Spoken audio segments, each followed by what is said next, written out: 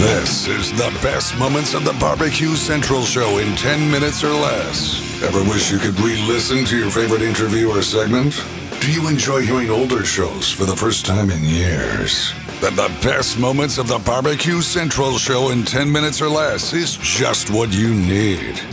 Thanks for listening and enjoy the show. Greetings, everyone. Welcome to another edition of the best moments of the Barbecue Central show in 10 minutes or less.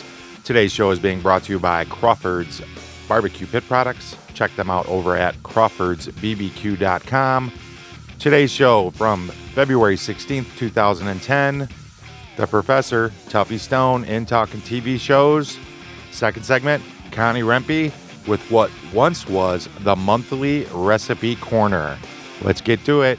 Here's Greg and Tuffy from February 16th, 2010.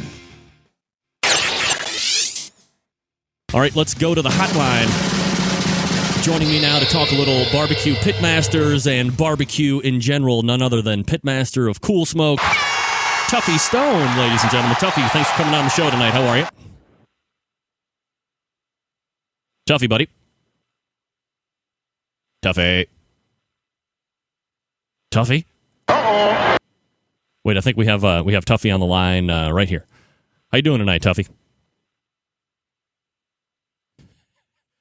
How are you? Ah, jeez. Here we go. All right, well, first of all, let me dump this. And now I gotta shuffle. Where is he? He did mention that he might have some phone problems because of the snow.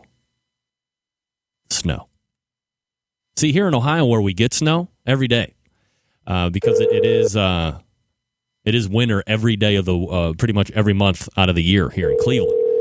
Our phones work when it snows, so this should work though. Let's stand by. Let's see what happens. All right, let's go to the hotline.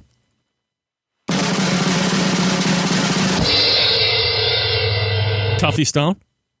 Yes, sir. Oh, yeah.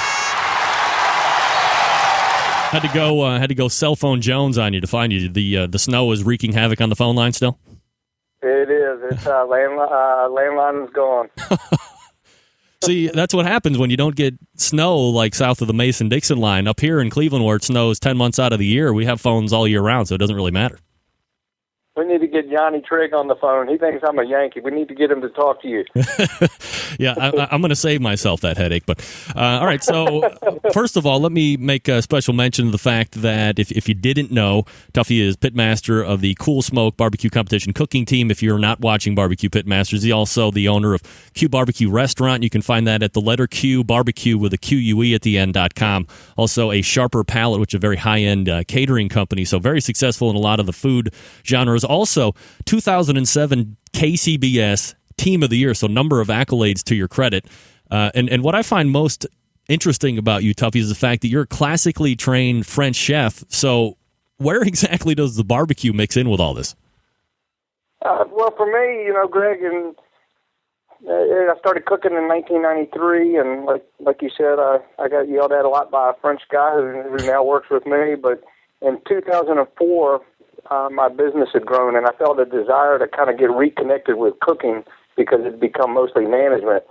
And so in my head, I just knew I wanted to learn how to cook with a wood fire, and it kind of set me down this path of barbecue. And in that research, I studied pits. I found out about competition barbecue, found out about Kansas City Barbecue Society, ended up cooking our first contest in the fall of 2004, did pretty well with that. And next thing you know, I'm traveling all over the country cooking contests, having the time of my life. So where you've been talking about the show, Barbecue Pitmasters, here quite a bit on the show here, and obviously when it has something to do with barbecue, we like to talk about it. I've had John Marcus on a few times, had him on last a couple weeks ago, and he did mention that he kind of used his go-to guys and gals to shoot this first season due to the breakneck speed that this thing was put together. What was your relationship with John prior to the show exactly? I think the first time I met John was at the American Royal. He was cooking with Chris Lilly. When Jamie Geer started to go into building pits full time. John, Marcus, and myself were his first two orders, and I think there's a certain fellowship, if you will, that happens with people that own one of Jamie's pits. And John and I cooked 1 year out at the Great American Barbecue Contest together, and actually he wasn't cooking on his gear pit, he was cooking on Rod Gray's, and I just kind of felt inclined to go over there and see what he was doing and offer some suggestions. Another time we cooked side by side at Dover Downs, Dover, Delaware, and he was cooking on his pit, he and Nicole, and my father and I were cooking right beside him, and just had a rapport that way, and both have a love for barbecue. Cool. So you had some contact with him, and that's probably why you were one of the seven that got in there. Now, I guess you were kind of cast as the professor of the show at times. Not only did you seem a tad more cerebral than maybe some of the other contestants were, or the cast members that were made out to be, but you went out of your way to help. Like, you were backing up Paul's motorhome on that first episode. You give Myron Mixon a brisket that he ends up winning the brisket competition there at Dover. But perhaps people shouldn't mistake your kindness. I mean, you're looking to step on throats and win when it comes down to turning time, right? Well, when I go to a contest, I'm focused. I spend a lot of time in my preparations for getting ready for my contest. I spend a lot of time researching and trying to find meats. It's a lot of work, and so you're right. When I get to a contest, I want to have my best contest, and I want to cook great food, and I'd love to hear them call Cool Smoke.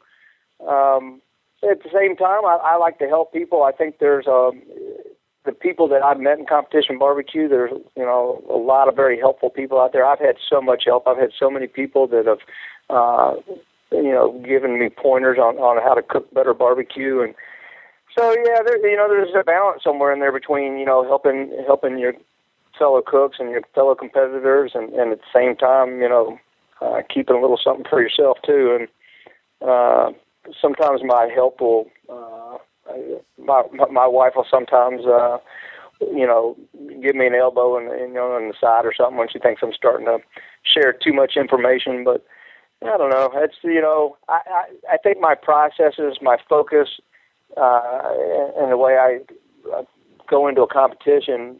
Let's just take giving that brisket to Myron. I had been cooking brisket well towards the end of the year. Myron's been cooking brisket well all year long, and found out his brisket didn't come in. I had some great ones. I gave him one. If I had to do all over again, I'd probably do the same thing. That's right. I mean, you are what you are, and you can't help it. Again, we're talking with Tuffy Stone, Pitmaster of Cool Smoke. You saw him on TLC's Barbecue Pitmaster. What was your favorite moment of the show, Tuffy? Oh, we had some good ones. Oh, God, we had some good ones. Probably the Big Pig Jig, and watching Johnny Trigg and Jamie Gear both make it to finals in ribs. And, they're just, Johnny's like a father figure to Jamie. They're really good friends. And watching them both make it to finals in their, in an MBN contest was a lot of fun to watch. And then when we went to awards, and Johnny got second, and Jamie got first, and then of course when Jamie went up there, this contest is pretty special in that they give everybody the mic on stage, from 10th place all the way to first place in every category. From 10th place to first place, they go beyond just the final three. And Jamie was just so funny. He had us all in stitches. That was a good one. There were so many great moments. We started off I think we were on the road. I was on the road for about 60 out of 90 days in filming the 8 episodes. And, I was pretty close with, Johnny and Jamie and Myron and Leanne before we started. I didn't know Paul Peterson and I didn't know Harry Sue, but by the time this thing was over, we were all pretty close, and we had just done so many things together. But there was a lot of great moments. So there was a lot of talk whether it be on the internet, on the street, or if people just watching it together and then sharing thoughts about how perhaps the show was not properly portraying what competition barbecue was all about. Now, after seeing the whole season, you're seeing the episodes just like everybody else was. Seeing the finished product, are you satisfied with how they were able to portray it? Do you think the show hurt more than helped, or vice versa? I think they did. I think they made a good television show, and I think that it's enjoyable to watch. And the people that I'm talking to out on the street that are not in in the world of competition barbecue, they all seem to really, really enjoy it. To put in your request for a future show, please contact John Solberg via email at johnjon@thebbqcentralshow.com. Hey, before we get into the second segment, let me take a minute to tell you about Crawford's Barbecue Pit Spritz. Pit Spritz is all natural and gluten-free. Pit Spritz keeps your meat super moist during the cooking process. The Peach Pit Spritz adds an amazing sweet peach taste to your barbecue. It's great on all meats, and it does exceptionally well on pork. All you need to do is screw the included trigger sprayer onto the 16-ounce bottle, and you're ready to go. Get all the details on Crawford's Pit Spritz. Head on over to crawfordsbbq.com. Be sure you use the coupon code GREG at checkout. You will save 10% off your entire order. That's Greg, G-R-E-G. And we go to the hotline.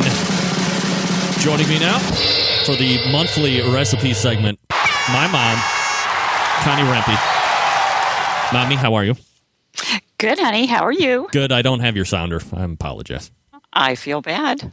It's my bad right there. That's all right. All right. Well, first of all, I want to say that we've made quite a sound improvement with you. Instead of going the phones, we've actually gone ahead and went full Skype. So you sound like you're right in here in the warmth, tropical BBQ Central Studios here in Cleveland, Ohio, with a toasty 15 degrees outside and 2 feet of snow. Well, we're chilly here, too, so. Oh, yes. Well, let's No not get snow. into that conversation again. Yeah, I know. All right, so we have you on once a month, and we like to share a barbecue lover saying, hi, Mom. So there you go. Get some love from the Pal Talk already. We have you on to talk about some of the cool recipes that you never fed us when your kids were little, and you're now letting them loose for the Centralites to consume in mass conglomeration. This time, no different. So again, we always start with the appetizer. We move to the main course, and we have a dessert section for the people as well. So as we always do with every meal, we'll start off with an appetizer, and this could be, is this my recipe, the buffalo chicken dip recipe? Well, actually, this one is Karen Eamon's recipe. Oh, Karen Eamon. Math genius, Karen Eamon, by the way. Your math tutor. Sorry, math yes, genius. indeed. Yeah.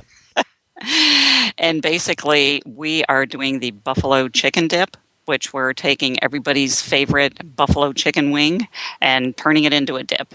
And it has basically all the same cast of characters that you would have to make a chicken wing. You've got your chicken, not as a wing, but as a shredded cooked chicken. You've got your Frank's hot pepper sauce.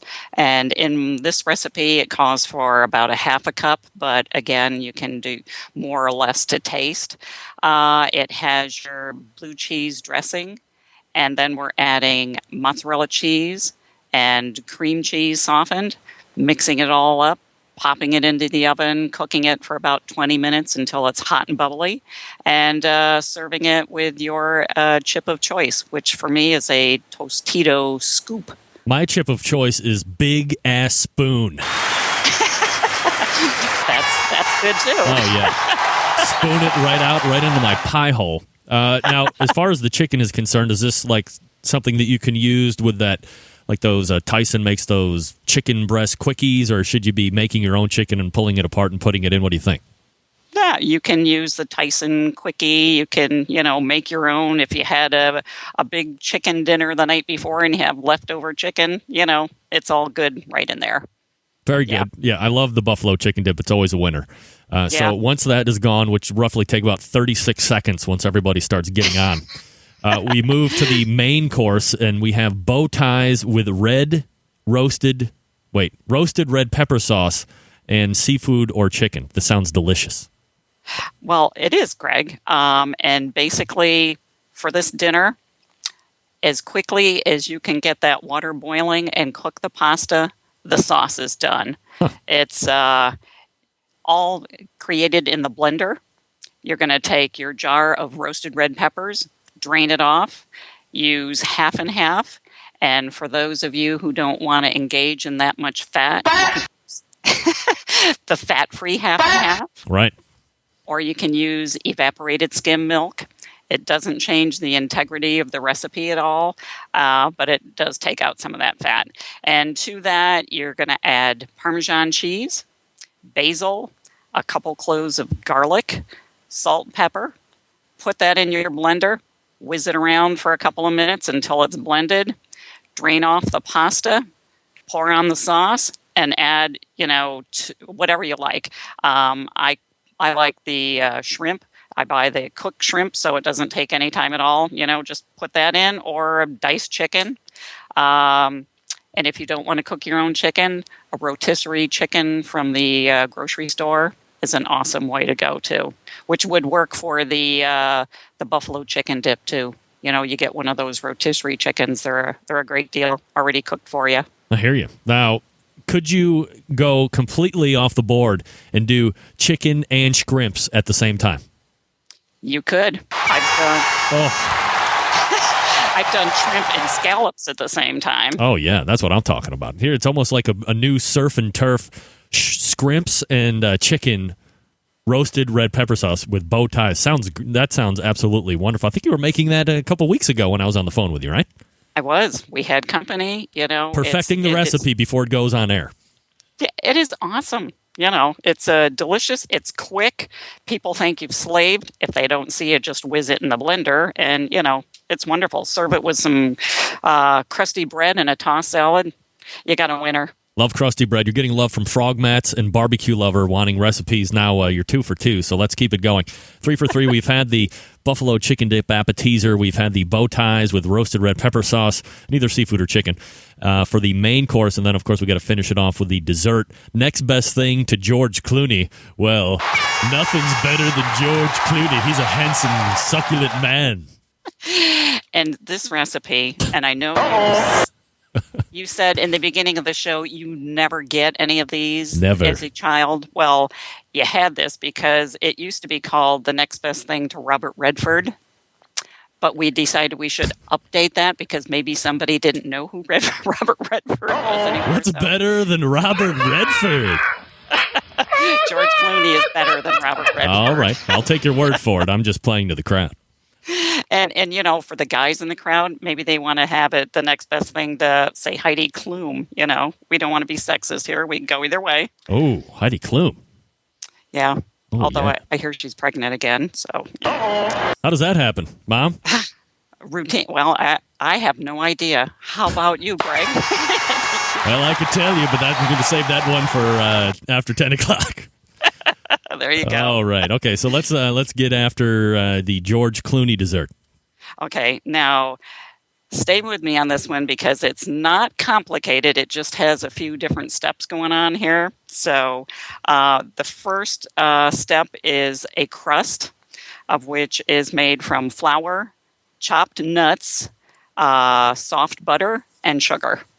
You're just going to mix those together, press them into the 9 by 13 inch greased pan. Bake it in the oven for about 15 to 20 minutes until it's cool, until it's done. And then you're going to take that out and cool it completely before you add the next layer. The next layer is cream cheese, sugar, and a half container of Cool Whip. Oh, my favorite, half container of Cool Whip. That's right. Blend that together. Then you're going to spread that on top of the cooled crust. Next layer is a package of instant chocolate pudding, a package of instant vanilla pudding, and 3 cups of milk. And again, just blend that together, spread that over the cream cheese layer. And at this point, you're going to pop it in the refrigerator for about 15 minutes until it kind of sets a little bit. Mm-hmm. Then you're going to top that off with the other half of the Cool Whip. Spread that over the top. Add a little more chopped nuts to that. Some shavings of chocolate are always delicious. And you're done. It is delicious. That's a way to finish off the buffalo chicken dip and the red pepper sauce pasta. Oh, my goodness. And plus, it's always nice to know that you're keeping racial harmony in key with the chocolate pudding and the vanilla pudding. A racially harmonious dessert. We appreciate that and love that here on the Barbecue Central Show. And there are some of the best moments from February 16th, 2010. You can get this complete episode in the show notes. Hit the link, it'll take you there. While you're cruising around the internet, be sure you pop over to CrawfordsBBQ.com. Check out their awesome line of barbecue pit products. Be sure you use the coupon code GREG at checkout for 10% off your entire order. That is GREG, G-R-E-G. Until next time on the best moments of the Barbecue Central Show in 10 minutes or less, I am your host, John Solberg, and I look forward to talking to you again soon.